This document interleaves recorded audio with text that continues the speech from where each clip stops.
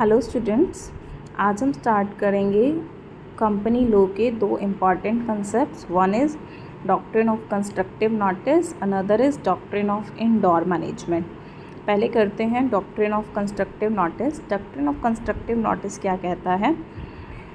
First thing, memorandum and articles are public documents. Company को register कराते वक्त memorandum of association और articles of association register कराए जाते हैं, जो कि कंपनी के पब्लिक डॉक्यूमेंट्स होते हैं। एक पब्लिक डॉक्यूमेंट का मतलब है which is open for public to inspect. Public का कोई भी मेंबर उसको जा कर के देख सकता है bye paying a nominal fees, और उसकी कॉपी भी ले सकता है फ़ीस पे करके। इसलिए ऐसे डॉक्यूमेंट्स को बोलते हैं पब्लिक डॉक्यूमेंट्स, कि वो हिडन नहीं है, कोई कॉन्फिडेंशियल नहीं है, उसको चेक किया जा सकता है। अच्छा, अब अगर ये मेमोरेंडम और आर्टिकल्स पब्लिक डॉक्यूमेंट्स हैं तो any person can examine this. अब एग्ज़ामिन कर सकते हैं। तो डॉक्ट्रिन ऑफ कंस्ट्रक्टिव नोटिस यहाँ पे क्या कहता है? डॉक्ट्रिन ऑफ कंस्ट्रक्टिव नोटिस ये एज्यूम करता है, remember the word assume. Doctrine of constructive notice ये एज्यूम करता है कि कोई भी पर्सन जो कंपनी के साथ डील करेगा उसको मेमोरेंडम और एसोसिएशन के कंटेंट्स के बारे में वो फैमिलियर है, उसको पता होना चाहिए कि मेमोरेंडम ऑफ एसोसिएशन और आर्टिकल्स ऑफ एसोसिएशन के अंदर क्या लिखा है। अब फैमिलियर का यहाँ पर क्या मतलब है कि उस पर्सन ने, जो कंपनी के साथ में डील करने वाला है, उसने मेमोरेंडम और एसोसिएशन को पढ़ा है और समझा है। ना सिर्फ पढ़ा है, दोनों चीज़ें हैं कि समझा है, जिस सेंस में जो चीज़ लिखी गई है उस सेंस में उसने समझी है। देखिए, मेमोरेंडम और आर्टिकल्स पब्लिक डॉक्यूमेंट्स क्यों हैं? मेमोरेंडम डिफाइंस कि कंपनी के इम्पॉर्टेंट क्लोजेस। अगर आपने नहीं पता है आपको मेमोरेंडम और आर्टिकल्स, तो आपको पहले मेमोरेंडम और आर्टिकल्स पता होने चाहिए। अर्लियर वीडियोस में आप देख सकते हैं। तो मेमोरेंडम और आर्टिकल्स बताते हैं कि कंपनी का वर्किंग स्कोप कितना है, कंपनी की लिमिटेशन क्या है जिसमें रह कर के कंपनी काम कर सकती है। उससे बाहर जा कर के डायरेक्टर्स कोई डिसीज़न नहीं ले सकते, क्योंकि वो कंपनी के मेमोरेंडम और आर्टिकल्स के स्कोप के बाहर है। तो एक आउटसाइडर को पता होना चाहिए कि जो काम वो करने जा रहा है, जिस भी तरीके का वो कॉन्ट्रैक्ट कंपनी के साथ में कर रहा है, क्या वो कंपनी के मेमोरेंडम और आर्टिकल की पावर के अंदर आता है या नहीं आता है। ठीक है, तो डॉक्ट्रिन ऑफ कंस्ट्रक्टिव नोटिस जो है वो ये एज्यूम कर लेता है कि जो भी पर्सन कंपनी के साथ में डील कर रहा है उसने ये पढ़ लिया है। And it is the duty, हर कोई पर्सन जो कंपनी के साथ में डील करने वाला है, भले ही वो कंपनी के शेयर्स खरीदने वाला है या कंपनी के साथ किसी और तरीके का एग्रीमेंट करने वाला है, ये उसकी ड्यूटी बनती है to understand memorandum and articles, ताकि उसे पता हो कि पावर्स एंड लिमिटेशंस क्या हैं कंपनी के, क्या कंपनी उन्हीं लिमिट्स में रह करके ये कॉन्ट्रैक्ट कर रही है, ये पता होना चाहिए। If someone deals with a company, अगर उसके बावजूद अगर कोई भी पर्सन कंपनी के साथ में डील करता है, कैसे? In a manner which is inconsistent with memorandum और आर्टिकल्स, मतलब कंपनी की पावर के बाहर है। इनकंसिस्टेंट, कंसिस्टेंट नहीं है मेमोरेंडम और आर्टिकल्स की, कंपनी की पावर्स के बाहर है, तो क्या होगा? It will be his on risk, उस पर्सन का खुद का रिस्क होगा और वो खुद कॉन्सिक्वेंसेस बियर करेगा। जो भी नुकसान होगा उसका होगा, इसमें कंपनी की कोई गलती नहीं होगी, क्योंकि any person who deals with the company, it is his duty to be familiar with the memorandum and articles. This is doctrine of constructive notice. All in all अब हम ये कह सकते हैं कि it protects company from outsiders. Outsiders कोई भी इस तरीके की चीज़ के लिए कंपनी को स्यू नहीं कर सकते हैं।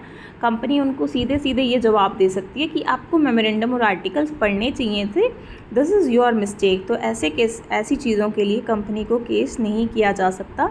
सो doctrine of constructive notice protects company from outsiders. Another doctrine is doctrine of indoor management. अब ये जो है, ये क्या एज्यूम, इसमें क्या है कि आउटसाइडर्स मेमोरेंडम और आर्टिकल्स तो पढ़ेंगे as per doctrine of constructive notice, उन्हें पता होना चाहिए, लेकिन क्या कंपनी उनके हिसाब से काम कर रही है या नहीं कर रही, ये इसके बारे में खोजबीन करना, इंस्पेक्शन करना उनकी ड्यूटी नहीं है, उनके लिए ज़रूरी नहीं है। It is not necessary for outsider to have knowledge of internal management, उन्हें चेक नहीं करना कि इंटरनल मैनेजमेंट ठीक चल रहा है या नहीं, क्या डायरेक्टर्स मेमोरेंडम और आर्टिकल्स के अकॉर्डिंग एक्ट कर रहे हैं या नहीं, उनकी ड्यूटी नहीं है। बिकॉज दे कैन अज्यूम कि जो उनके लिए लो है डायरेक्टर्स को करना चाहिए वो कर रहे होंगे, आई नीड नॉट इन्वेस्टिगेट। तो आउटसाइडर्स कैन अज्यूम कि कंपनी ने इंटरनल प्रोसीजर करेक्टली कैरी किए हैं, कि मान लो कोई कंपनी शेयर्स इशू करने वाली है तो उससे पहले बोर्ड ऑफ डायरेक्टर्स की मीटिंग होनी चाहिए एज़ पर आर्टिकल्स, तो कर ली होगी उन्होंने, इसके लिए चेकिंग करने की कोई ज़रूरत नहीं है आउटसाइडर को, need not investigate. Outsiders can assume in good faith, वो गुड फेथ में यही एज्यूम करेंगे कि जो भी इंटरनल रिक्वायरमेंट्स हैं कंपनी के पब्लिक डॉक्यूमेंट्स के अंदर मेंशन, वो सब कंप्लाई कर ली गई हैं, मतलब डायरेक्टर्स ने उनको कैरी किया है, उसके बाद ही थर्ड पार्टी के साथ में कॉन्ट्रैक्ट कर रहे हैं। They are not bound to investigate, उनकी कोई रिस्पॉन्सिबिलिटी नहीं बनती है। और कल को अगर पता लगता है कि कंपनी ने अपना काम, कंपनी ने मतलब डायरेक्ट, कंपनी आर्टिफिशियल पर्सन है, कंपनी खुद काम नहीं करेगी, मतलब डायरेक्टर्स ने आर्टिकल्स के हिसाब से काम नहीं किया या मेमोरेंडम से बाहर जा कर के काम किया है, तो डायरेक्टर्स खुद रिस्पॉन्सिबल होंगे, आउटसाइडर की कोई गलती नहीं होगी। So this doctrine of indoor management, it protects company from the outside, protects outsiders from company. Doctrine of constructive notice में क्या था, कंपनी को प्रोटेक्शन मिलती है आउटसाइडर्स से, इनडोर मैनेजमेंट के प्रिंसिपल के अंदर आउटसाइडर्स को प्रोटेक्शन मिलती है कंपनी से। अगर डायरेक्टर्स कुछ गलत करते हैं तो outsiders will be fully protected कि आपको आर्टिकल्स के हिसाब से काम करना चाहिए था। लेकिन 2-3 एक्सेप्शंस हैं इस रूल्स के लिए।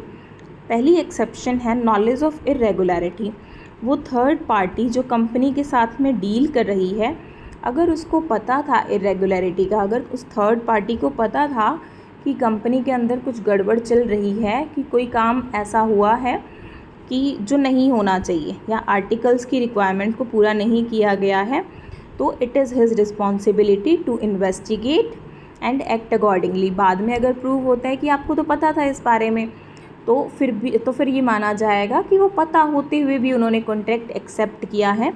ऐसे केस में थर्ड पार्टी को कोई भी सहारा नहीं मिलेगा। Second exception is negligence. कई बार कोई काम ऐसे होते हैं कि वी फील सस्पिशियस कि ऐसा होना तो नहीं चाहिए। मान लीजिए एक अकाउंटेंट थर्ड पार्टी के नाम पे कोई प्रॉपर्टी ट्रांसफ़र कर रहा है। अब थर्ड पार्टी को कोई प्रॉपर्टी ट्रांसफ़र करना ये एक अकाउंटेंट का काम तो नहीं हो सकता है, कोई और कॉम्पिटेंट अथॉरिटी होनी चाहिए, कोई सीनियर मैनेजर होगा, कोई एमडी होगा, डायरेक्टर्स होंगे जिनको प्रॉपर्टी ट्रांसफ़र करनी होगी, लेकिन एक अकाउंटेंट नहीं करेगा। तो थर्ड पार्टी को ऐसी सस्पिशियस एक्टिविटी के ऊपर नज़र रखनी होगी। उसके बावजूद अगर वो थर्ड पार्टी कॉन्ट्रैक्ट करती है तो वो थर्ड पार्टी रिस्पॉन्सिबल होगी। Third is forgery. फॉर्जरी कहते हैं झूठे सिग्नेचर करना। अगर थर्ड पार्टी ने किसी झूठे सिग्नेचर के बेसिस पे कॉन्ट्रैक्ट किया है कंपनी के साथ में, तो ऑब्वियसली वो झूठे सिग्नेचर कंपनी के किसी अथॉराइज्ड पर्सन के नहीं हैं, तो कंपनी या कंपनी का कोई इंटरनल पर्सन रिस्पॉन्सिबल नहीं होगा। So this is the doctrine of indoor management. दोनों ही बहुत इंपॉर्टेंट डॉक्ट्रिन हैं, constructive notice and indoor management. जो हमारे बीकॉम वाले बच्चे हैं सेकेंड ईयर में, उनको जनरली ये क्वेश्चन पूछा जाता है, और जो बच्चे हमारे तैयारी करते हैं कॉम्पिटिटिव एग्ज़ाम्स की, नेट की करते हैं, तब भी ये पूछ लिया जाता है कि कौन सा डॉक्ट्रिन कंपनी को प्रोटेक्ट करता है आउटसाइडर्स से और कौन सा आउटसाइडर्स को प्रोटेक्ट करता है कंपनी से। आपका ऑब्जेक्टिव टाइप क्वेश्चन में भी आ सकता है, आपका मैच इट की फॉर्म में भी आ सकता है, तो ये आपको करना है। That's it. In case of any query you can comment in the comment box. Thank you very much.